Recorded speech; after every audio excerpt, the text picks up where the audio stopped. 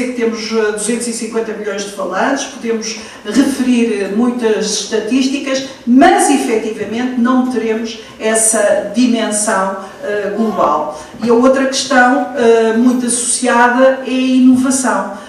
Se não houver investigação em matéria daquilo que se chamam as tecnologias da língua, que nos parecem às vezes uma coisa muito sofisticada, mas que, por exemplo, permite, já hoje é possível, está em desenvolvimento a possibilidade da interpretação, de um trabalho de interpretação por reconhecimento de voz, que seria um passo enorme em termos de recursos. Para que isso seja feito, ou por exemplo, para as mesas de tradução com software que permite tradução automática praticamente sem correção, tudo isso implica muito trabalho de investigação em tecnologias da língua. É uma coisa já muito sofisticada, mas se não avançarmos para aí, se não tivermos também capacidade de produzir ciência nesse domínio, não seremos a grande língua global que efetivamente teremos que ser, e eu julgo que merecemos, toda a comunidade dos países de língua portuguesa, todos eles merecem ser. Isto acaba por ter muito a ver com a peregrinação e acaba por ter muito a ver com esse período muito específico. Às vezes, uma das nossas mais difíceis tarefas no Instituto é responder a tantas solicitações dos mais diferentes países. Eu vim mais tarde, porque estive exatamente com a vice-ministra, a primeira-ministra da Croácia. A Croácia, que era uma parte da antiga Jugoslávia, tem ensino português já em 2 universidades, uma delas em Zagreb, e já introduziu a língua portuguesa como opção no ensino secundário já em 4 liceus de Zagreb. Por isso, um pequeno país como a Croácia tem esta apetência e ela chega-nos, os pedidos chegam-nos de todos os lados, e Portugal tem, digamos, este drama de ser um pequeno país com recursos reduzidos para responder. Infelizmente, os outros parceiros, mesmo o Brasil, ainda não responde como nós gostaríamos que pudesse responder a estas necessidades, e não há dúvida que continua a ser muito Portugal que está nesta linha da frente na divulgação e na difusão da língua portuguesa nos seus diversos níveis. Isto tem a ver com a peregrinação, porque tem a ver com o movimento dos descobrimentos, aquilo que muitas vezes é chamado a primeira globalização. E se os historiadores se degladiam relativamente a essa questão, se foi ou não, não há dúvida nenhuma que foi uma aproximação importantíssima de mundos e que foi uma atitude de diferença e de procura de outros mundos, de outros lugares, que teve como principal consequência que nós vamos encontrar, como disse o professor Oliveira Martins, na Ilha das Flores, em Malaca, mas poderíamos ir a muitos outros lugares, de facto, podíamos citar muitos outros lugares onde há ainda marcas desta presença, desde o atual Irão, como sabemos, mas à Birmânia, à Tailândia, etc. E o que é muito interessante, eu diria que também foi uma forma diferente. Nós muitas vezes, espero que não esteja aqui nenhum espanhol, nós temos de facto, caracterizamos a diferença entre a forma de conduzir este processo em Espanha e em Portugal, o que pode ter a ver apenas com a nossa dimensão. A Espanha chama-lhe a conquista, nós chamamos dos descobrimentos. E só isto já implica uma atitude diferente, que tinha a ver também com a nossa dimensão. E há outro aspecto que, para bem e para mal, também diferenciou. E na peregrinação ele está muito presente. Enquanto que a Espanha tinha uma espécie de pacote colonial que era, em cada um dos lugares onde chegava, instalar a sua administração, uma igreja, uma universidade, um tribunal, e por isso em cada lugar nós temos esse pacote completo, incluindo universidades. Universidades que respondiam perante universidades em Espanha, faziam uma espécie de geminação entre elas. Nós, à nossa maneira, fomos bastante menos organizados, que é um traço que já conhecemos, muito menos organizados. Isto não funcionava assim, não tínhamos pacote nenhum. Antes, pelo contrário, o que chegávamos e fazíamos era, muitas vezes, misturar-nos com a população, casar, ter filhos. Claro que o objetivo do comércio e o objetivo da evangelização estava presente, não vamos dizer que não estava presente, mas era feito até de uma forma que fazia com que nós nos aculturássemos, assumíssemos os costumes locais, em vez de, e o que acabava por dar uma miscigenação de que ainda hoje nós temos muitíssimos exemplos. Aliás, do ponto de vista da língua portuguesa, há um aspecto daquilo que é a questão, a chamada questão da língua no século XVI, como todos saberão, se calhar tínhamos resolvido muitos problemas, mas século XV, XVI, discute-se na Europa que língua falar, que língua adotar, porque a língua do conhecimento era o latim, o Erasmus defendia um latim moderno, por isso a possibilidade de uma única língua para nos entendermos, e era a língua da cultura, a língua da ciência na época. Como estamos numa fase de afirmação nacional das várias nações, vai-se optando por um modelo de assunção dos chamados vulgares, a língua da comunicação oral. É isso que faz, e é nessa época que nos aparecem exatamente as defesas da língua. E temos praticamente, em relação a todas as línguas, sobretudo o francês, ou o português, ou o castelhano, temos essas, em francês tem um nome muito bonito, que é o Défense et Illustration de la langue française, portanto a defesa e ilustração, e depois isso apareceu como modelo, e nós também tivemos o João Barros também fez a defesa e ilustração da língua portuguesa, defendendo que essa é que devia ser a língua, esse vulgar era aquele que se devia impor, já expurgado da sua versão mais coloquial que tinha circulado na Idade Média e, portanto, passando para uma língua mais erudita, mas é isso que vamos ter no século XVI, e é uma linha que vem da Europa e que defende os vulgares. Mas depois há um interesse específico da Península Ibérica, e que começa com uma obra que também faz o seu próprio caminho, dizer só isto. A discussão nesta época a propósito das línguas é uma coisa muito interessante, porque toca à filosofia, e o aspecto essencial é defender que as línguas são corpos vivos e se transformam. Eu não vou entrar aqui na questão da transformação da língua, mas é interessante porque essa é a discussão, é dizer as línguas são corpos vivos, as línguas têm que mudar.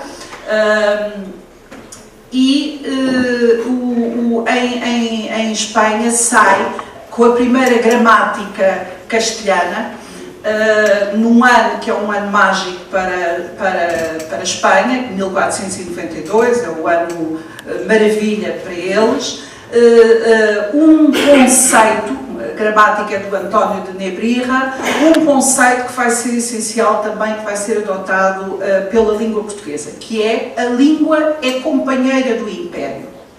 E esta ideia da língua acompanhando o Império vai ser retomada por João de Barros e vai ser assumida efetivamente como uma orientação, e o João de Barros diz nos seus escritos Mais vale levar a língua do que levar todos os padrões. A pedra pode o tempo gastar, mas a língua ficará para sempre. E por isso há ali uma orientação interessante que faz com que nós hoje saibamos que até as cartinhas para aprender português, que simultaneamente tinham sempre um catecismo acoplado, portanto eram língua e eram também ensino da religião, foram às centenas e eram muito pedidas precisamente nesta ideia de que, e dava-se o exemplo dos romanos. Os romanos conquistaram essencialmente através do latim, portanto, se nós queremos efetivamente conquistar, então é através da língua. Mas Portugal vai ter depois aqui as nossas especificidades, que começa muito pela Igreja, pela evangelização. Como sabem, sobretudo o padroado no Oriente era um padroado português, que estava sob a tutela da coroa, que vai perceber que em culturas tão elaboradas e já tão avançadas como a cultura, como a Índia, com as suas várias culturas, como a China, não podíamos chegar ali e impor a língua portuguesa. A língua portuguesa era, de facto, uma língua que se falava na costa, era a língua do comércio, era a língua franca do comércio, mas nestas elaboradas civilizações, a única hipótese era aprendermos as línguas locais. E vai-se dar este movimento interessantíssimo, que eu acho que está muito presente na peregrinação, de aprendizagem das línguas estranhas, e que vai dar um movimento que ainda hoje é considerado exemplar, aquilo que nós chamamos de dicionarização, porque se vão elaborar dicionários português, chinês, português, japonês, português, anamita, vão-se elaborar todos esses dicionários, tendo o dicionário português é sempre o mesmo, e depois faz-se as aproximações. Só que essas aproximações são, no fundo, tratados de filosofia, tratados de pensamento. Eu recordo a discussão toda em torno da tradução do termo Deus, que é extraordinária. Como traduzir a palavra Deus para estas línguas, ou como traduzir dessas línguas a palavra Deus.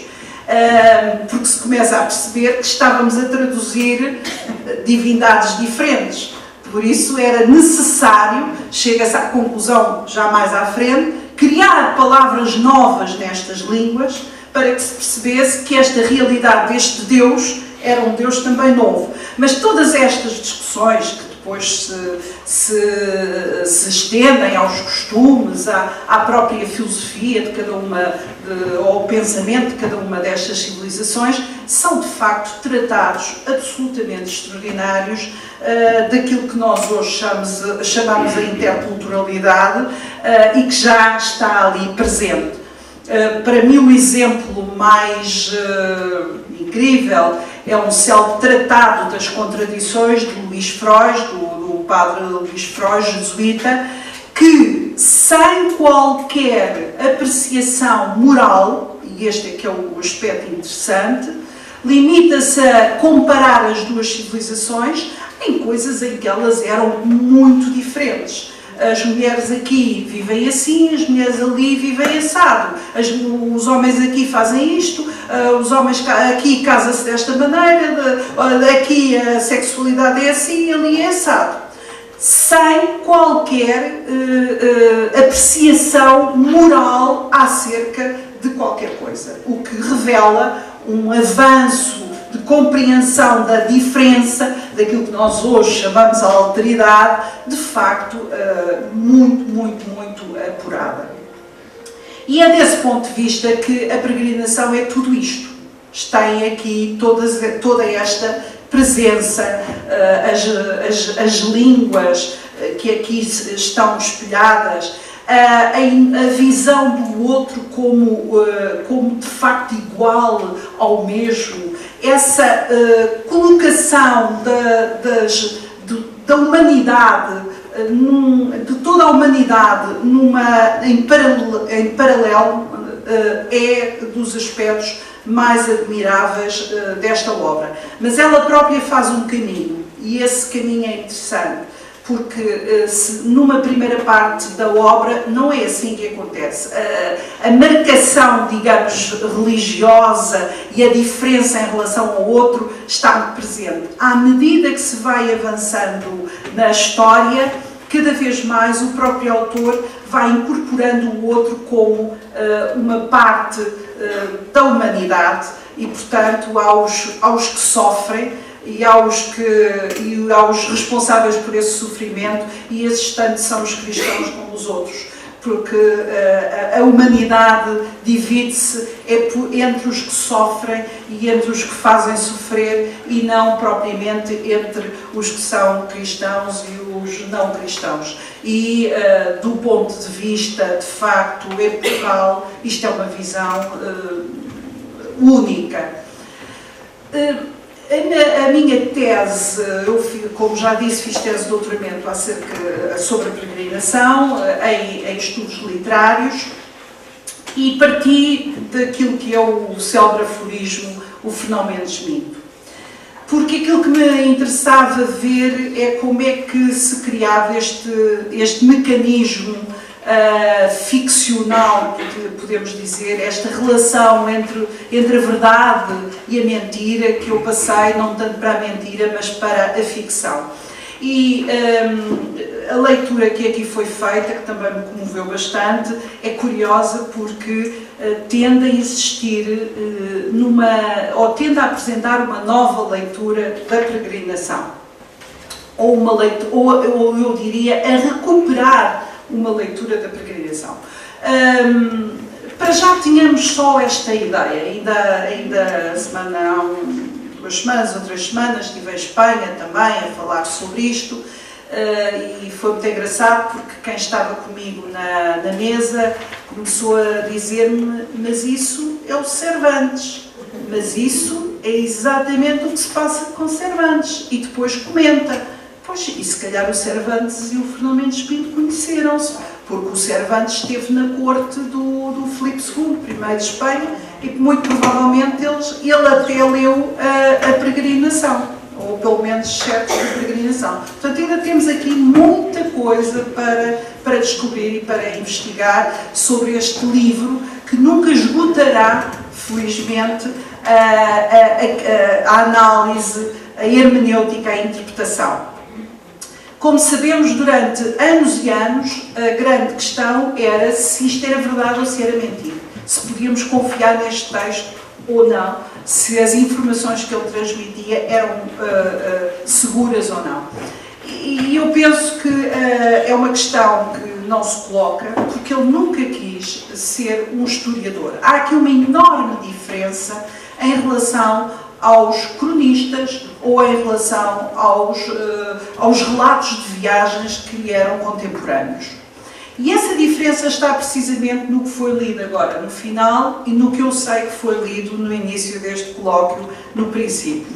Está toda na abertura e no fecho deste livro. Porque é muito óbvio que o que ele está a contar não é a história dos outros, mas é a sua história. Ele está a contar a história de alguém que foi um pecador, que pecou, que se arrependeu e que está à espera de uma recompensa que não lhe chegou no tempo terreno, mas que poderá chegar no tempo depois da morte, portanto, na sua salvação como arrependido, como bom cristão. E eu diria que isto, muito brevemente, é o que resume este texto. Este texto é isso. Este texto é o discurso de alguém que se arrepende. É, portanto, e nesse aspecto devo dizer que há um único crítico que compreendeu isto numa única frase, escreveu para aí um texto sobre a peregrinação e compreendeu muito bem isto, que é o Eduardo Lourenço. O Eduardo Lourenço pegou no texto e percebeu que isto de facto é um penitencial.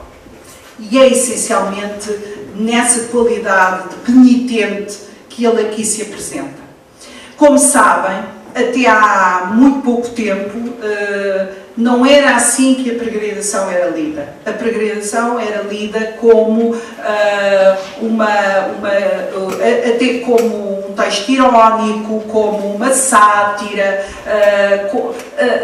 e lia-se muito mais esse lado, que também cá está, também está presente, esse lado satírico, mas, inclusivamente, a discussão se ele seria judeu, a discussão em torno da entrada e saída dele da Companhia de Jesus, tudo isso era muito lido no sentido de que isto era uma feroz crítica à Igreja e, portanto, era o discurso de um judeu opondo-se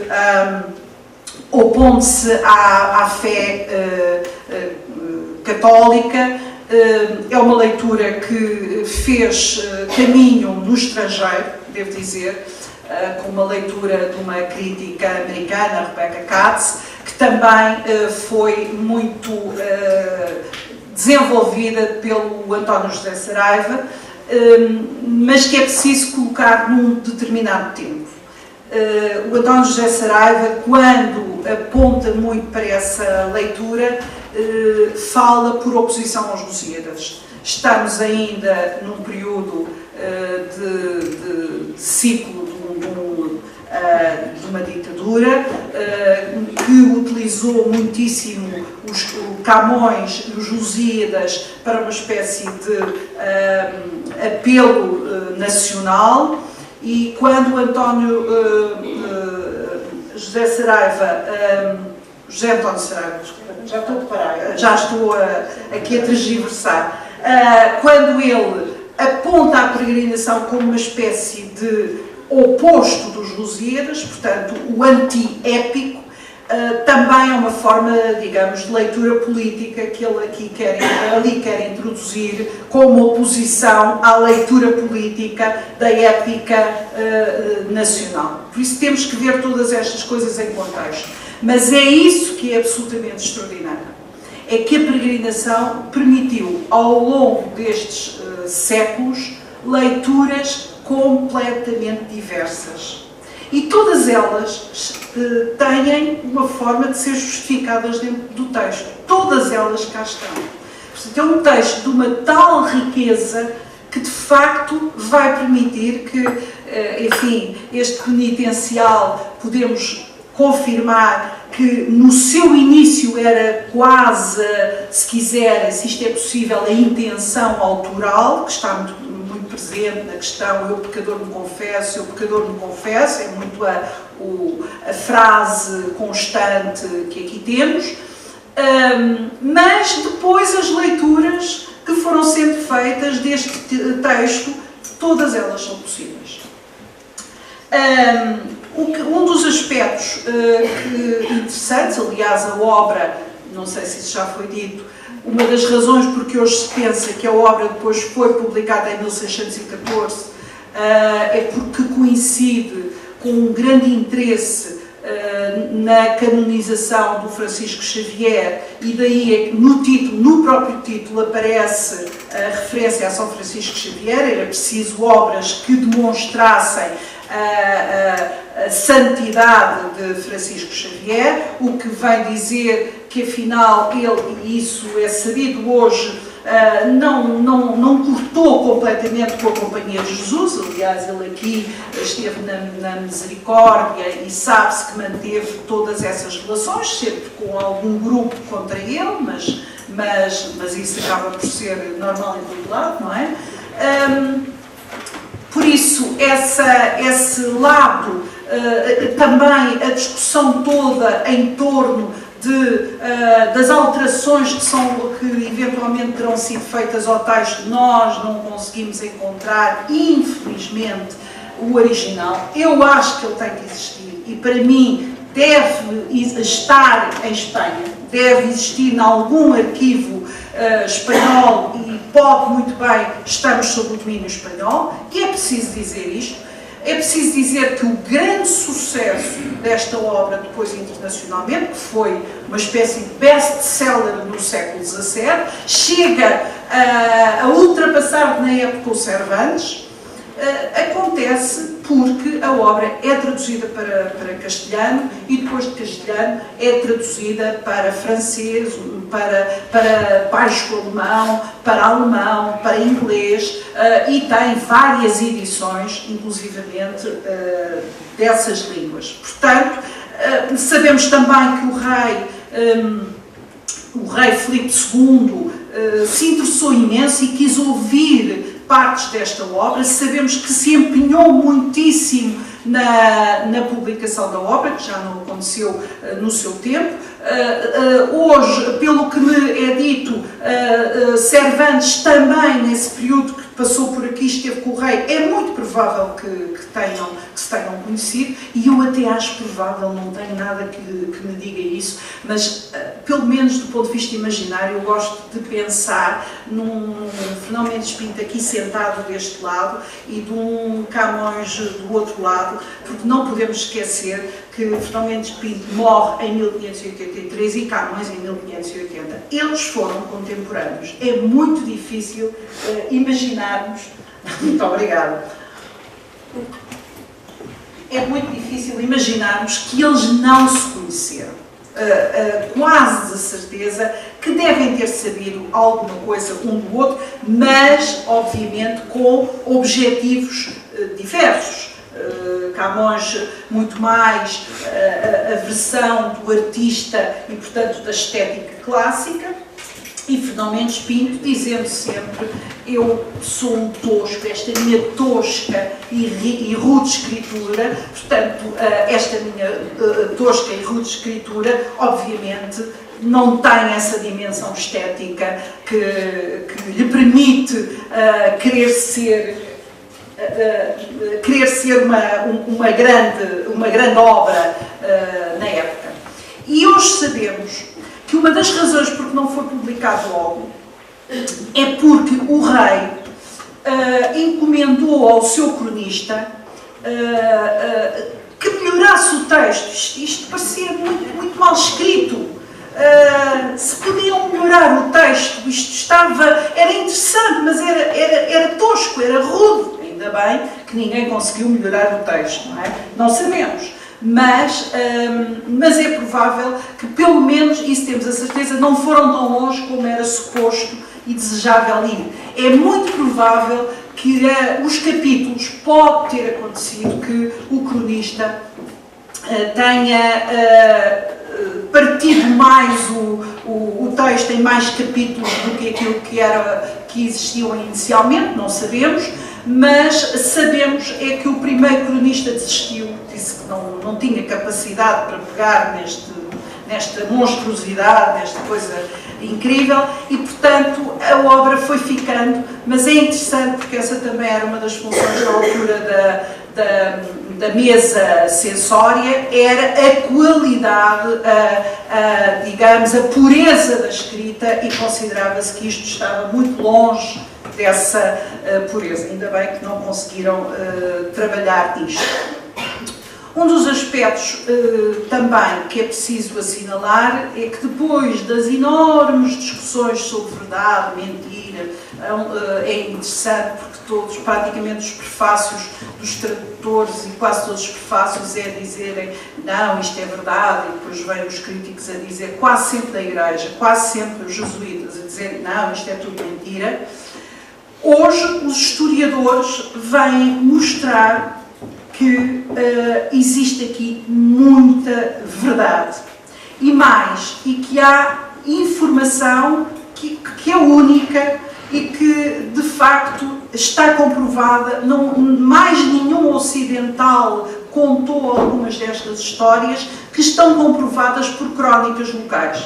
Por exemplo, toda a guerra entre o reino do Sião e o reino da Birmânia não aparece em mais nenhum cronista, digamos, ocidental, europeu, e confirma-se nos termos exatamente que aqui é contada, confirma-se nas crónicas que hoje em dia há capacidade, e através de uma história comparada, há capacidade para saber que efetivamente o que está aqui contado é muito próximo do que se passou. E depois há coisas, eu recordo-me quando cheguei a Macau e a certa altura fui a uma terra, a Guilin, ali meu amigo conhece, fui a Guilin e vi uma pesca que nos mostravam, que era aquela pesca de uns pássaros que iam buscar o peixe e depois punham-lhe uma corda e ele vomitava o peixe.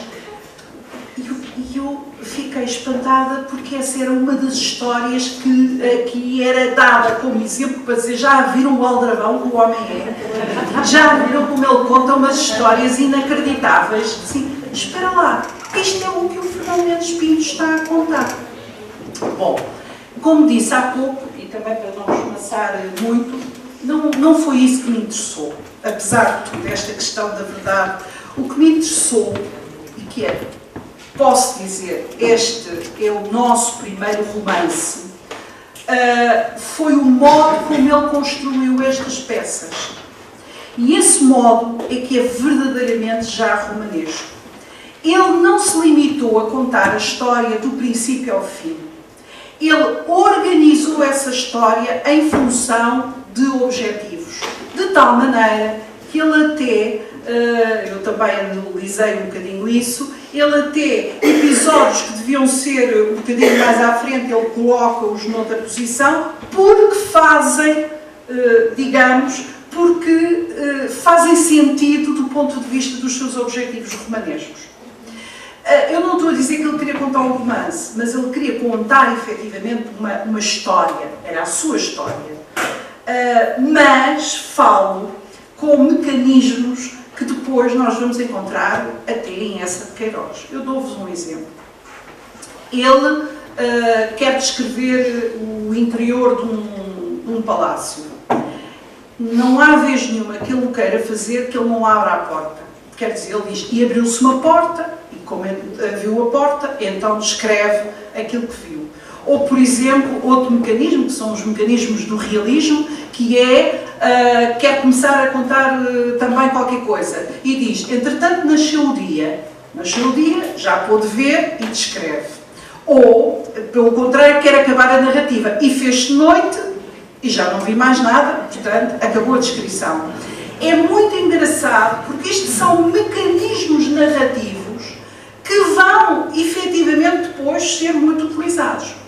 E não posso dizer que isto é por acaso, porque, de facto, e aqui é que ele é o tal mentiroso, não é? Ele o que faz é contar na primeira pessoa muitas histórias que nós não temos a certeza se ele viveu, mas que efetivamente aconteceram. Um exemplo interessantíssimo, a certa altura eu até andava à procura do livro, mas não está esse episódio. Ele vai pelo rio acima, não é? Para Pequim, na sua condição de condenado. Ora, aquela condição de condenado é exatamente o que se passa nas cartas dos cativos de Cantão, não é? Que são cartas históricas que contam efetivamente essa história de cativeiro e, portanto, ele transcreve-as ou transcreve as situações, só que as põe na primeira pessoa. Mas é de tal maneira que há uma história contada por Afonso de Albuquerque